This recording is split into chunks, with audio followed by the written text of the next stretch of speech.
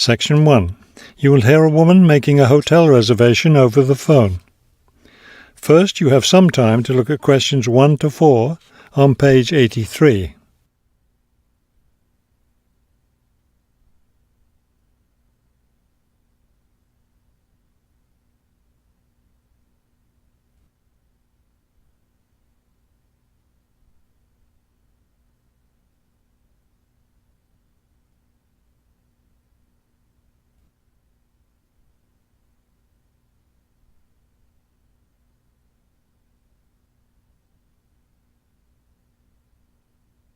You will see that there is an example that has been done for you. On this occasion only, the conversation relating to this will be played first.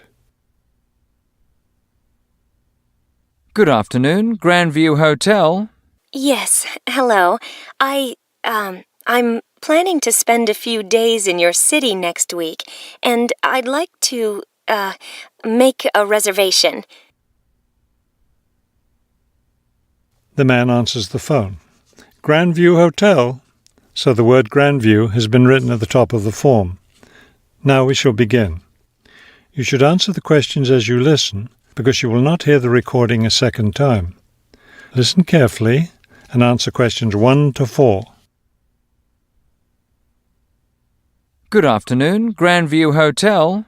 Yes, hello. I'm planning to spend a few days in your city next week, and I'd like to, make a reservation. Of course. When did you want to stay here? Next week, Wednesday night and Thursday night. So that's February 13th and 14th. Yes, that's right. And how many guests will there be? Just me. So, do you have a room available? Yes, we do. I'll just need to take some of your information. May I have your name, please? Oh, right, yes. It's Roxanne Wilson. Wilson. Thank you, Miss Wilson. And may I have your credit card number? It's 233-618-9872. 9872. Got it. All right, Miss Wilson. I have your reservation confirmed. Can I help you with anything else? Before you hear the rest of the conversation, you have some time to look at questions 5 to 10 on page 83.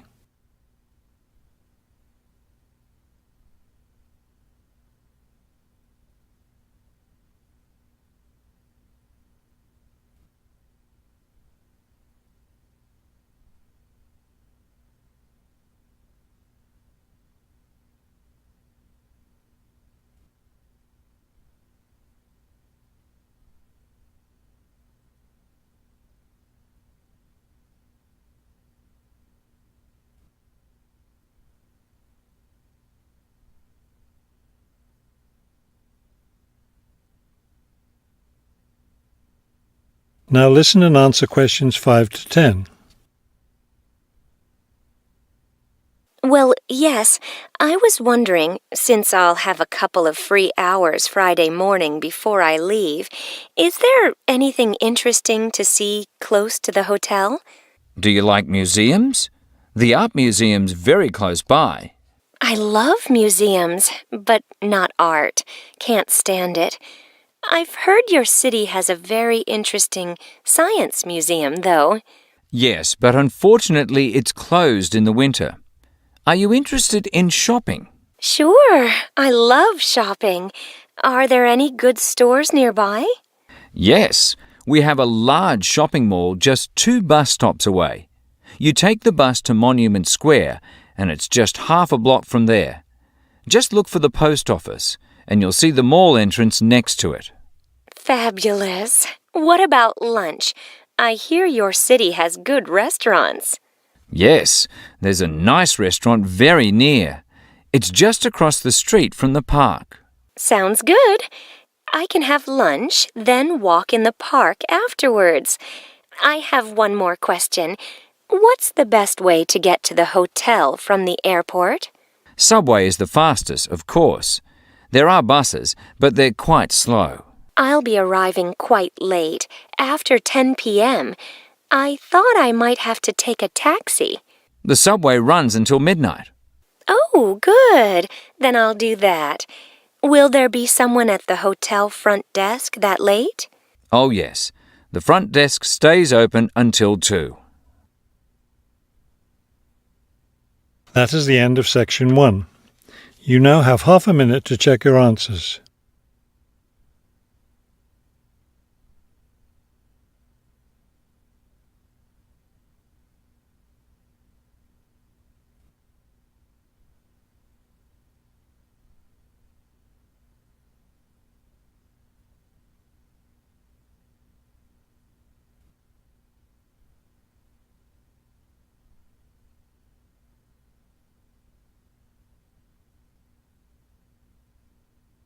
Now turn to section 2 on page 84.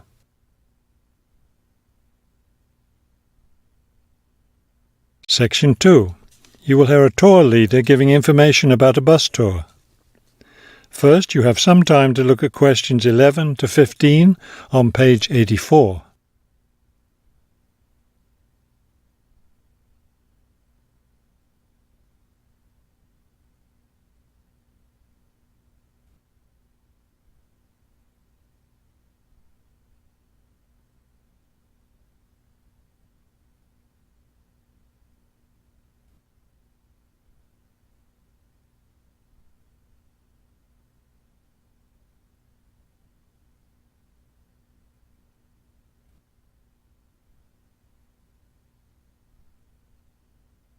As you listen to the first part of the talk, answer questions 11 to 15. Thank you for choosing City Tours. The reason so many people choose our tours when visiting this city is because you can design your tour to suit your own interests. Your all-day pass entitles you to board our bus at any stop and stay as long as you like at each place. The all-day bus pass costs $18 for adults. Children between the ages of 5 and 12 pay half the adult fare, and children under 5 ride for free. Our buses run every hour on the half hour, starting at 8:30 a.m. Our most popular tour is the Centre City Tour, which goes to all the major attractions in the centre of the city. From the starting point here at the tour bus office, the bus goes to the first stop, Hill Park. As you may guess, this park is located at the top of a small hill. The next stop is the fishing docks. Following that, the bus goes on to the third stop, Bay Bridge, located at the foot of the bridge which crosses the bay. The fourth stop is in the shopping district. Then the fifth and last stop is at Green Street. Before you hear the rest of the talk, you have some time to look at questions 16 to 20 on page 85.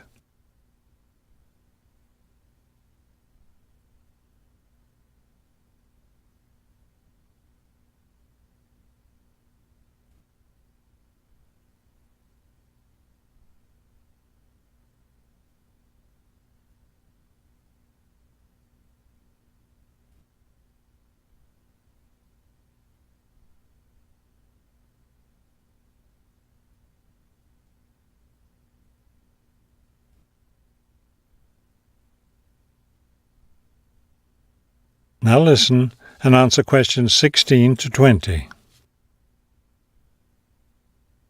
There are many interesting things to do and see on the Centre City Tour. At the first stop, you can enjoy a spectacular view of the bay, the city, and especially of the fishing docks, which are located at the foot of the hill. At the second stop, you can walk around and look at the boats. Fresh fish from the bay is also for sale here, since this is the place where the fishermen bring in their catch. The next stop is where some of the city's finest seafood restaurants are located, so you might want to plan a lunch stop here. You can eat fresh fish here, prepared in the traditional local way. The fourth stop is, of course, where you can do your shopping. Don't miss the opportunity to purchase some of our city's famous handmade baskets. You'll want to take several home as souvenirs of your visit to our city. Finally, at the last stop on the tour, you can visit one of the oldest buildings in our city, the theatre. This building was built over 400 years ago and is still used today as a place to see plays, musicals and other performances, as well as our annual film festival. That is the end of section 2. You now have half a minute to check your answers.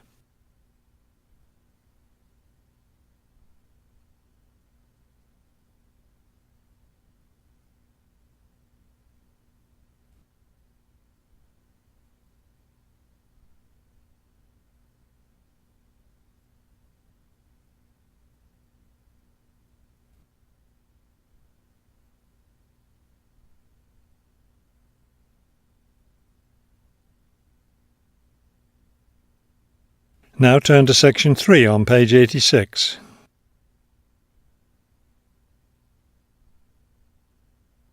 Section 3. You will hear a conversation between two students planning a research project. First, you have some time to look at questions 21 to 23 on page 86.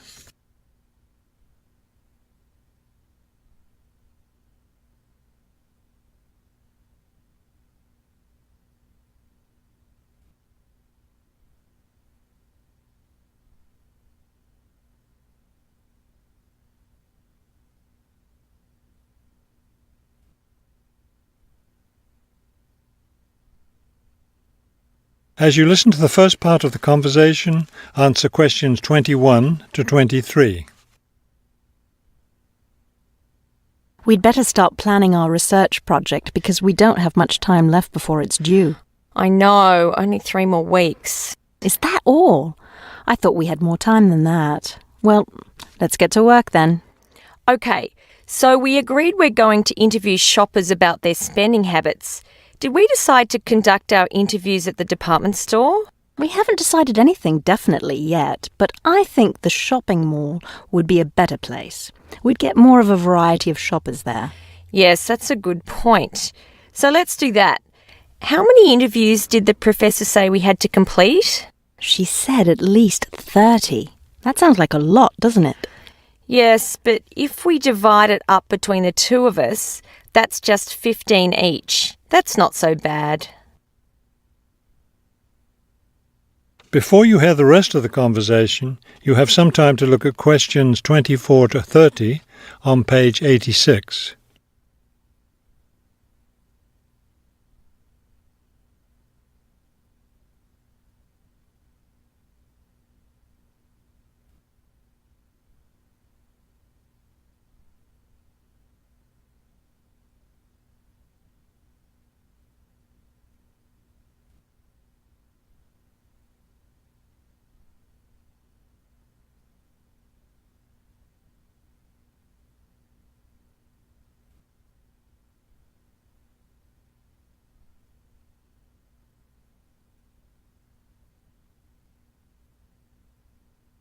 Now listen and answer questions 24 to 30. Okay, so I guess we'd better start designing our questionnaire. Well, we have to do some reading first, don't we? Didn't we say we were going to compare our results to the results of a government study? Right, the government study about how the economic crisis has changed people's spending habits. We want to see if we get similar results. Yes, so we'd better read that first and then design our questionnaire. Then I guess we'll be ready to go out and interview shoppers. No, don't you remember? The professor said she had to approve our questionnaire first before we actually conducted the interviews. Oh, right. So we'll get her approval and then conduct the interviews. I think a Saturday would be the best day for the interviews because everyone's out shopping then. Right. We'll do it on a Saturday then. And let's also plan to get together the next day to analyse the results. It's best to do that while everything's fresh in our minds, don't you think? Sure, that sounds like a good idea. Okay, so then we're going to have to present our results to the class. Do you have any ideas for that? It's an important part of our grade, so I think we should plan it well. Well, I think the obvious thing is to prepare some charts showing our results and how they compare with the government study. That will help make the information a lot clearer to the class. Right. Okay, so we'll draw up some charts of the results. And then that's it. All that will be left to do is give the class presentation. Do you think we can be ready on time? I sure hope so. Let's get started now. That is the end of section 3. You now have half a minute to check your answers.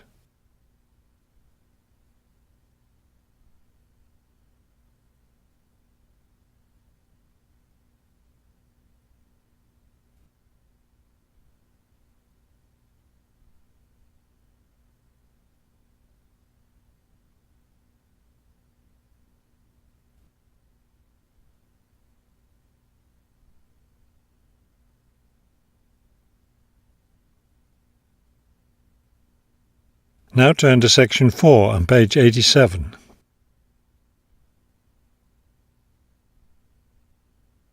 Section 4. You will hear a professor give a lecture on Louisa May Alcott. First, you have some time to look at the questions 31 to 40 on page 87.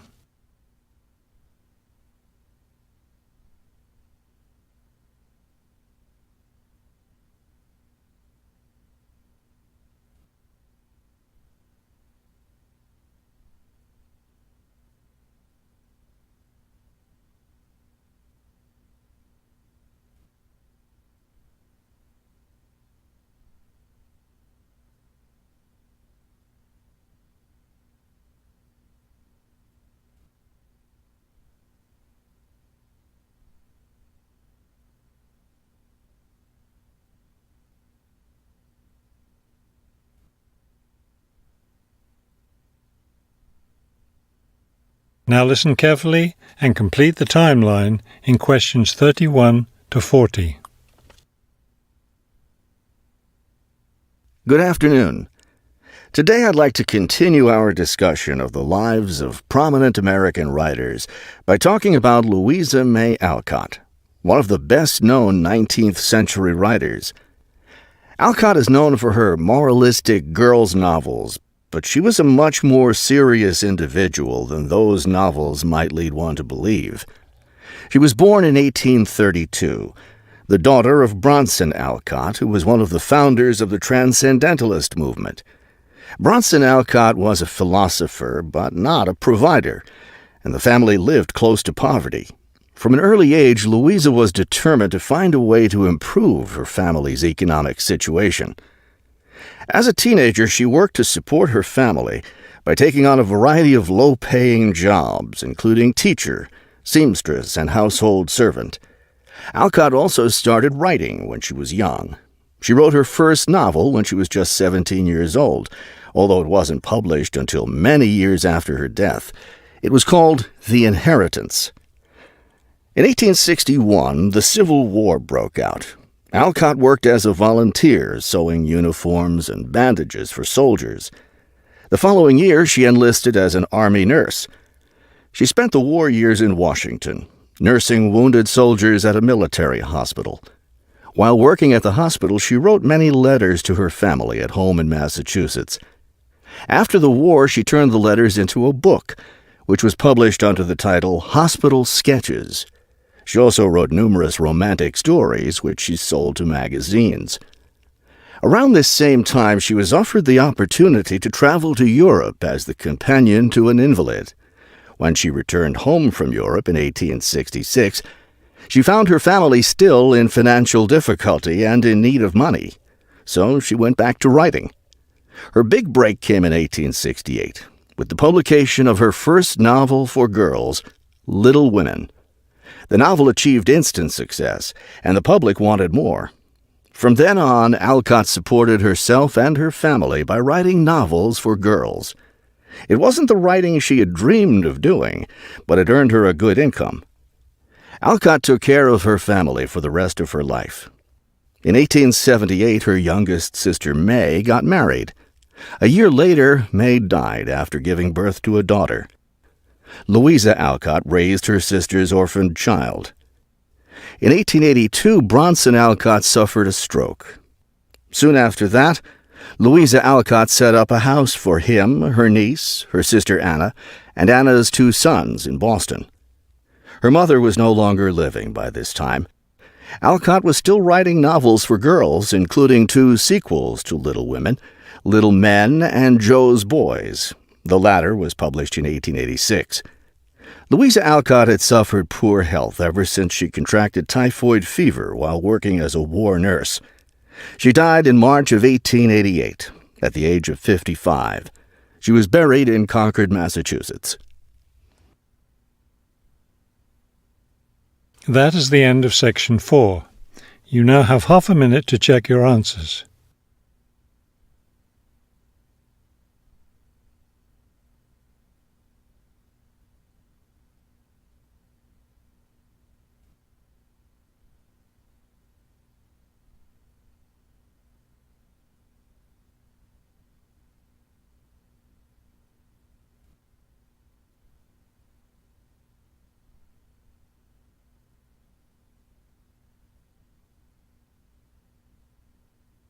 You will now have 10 minutes to transfer your answers to the listening answer sheet.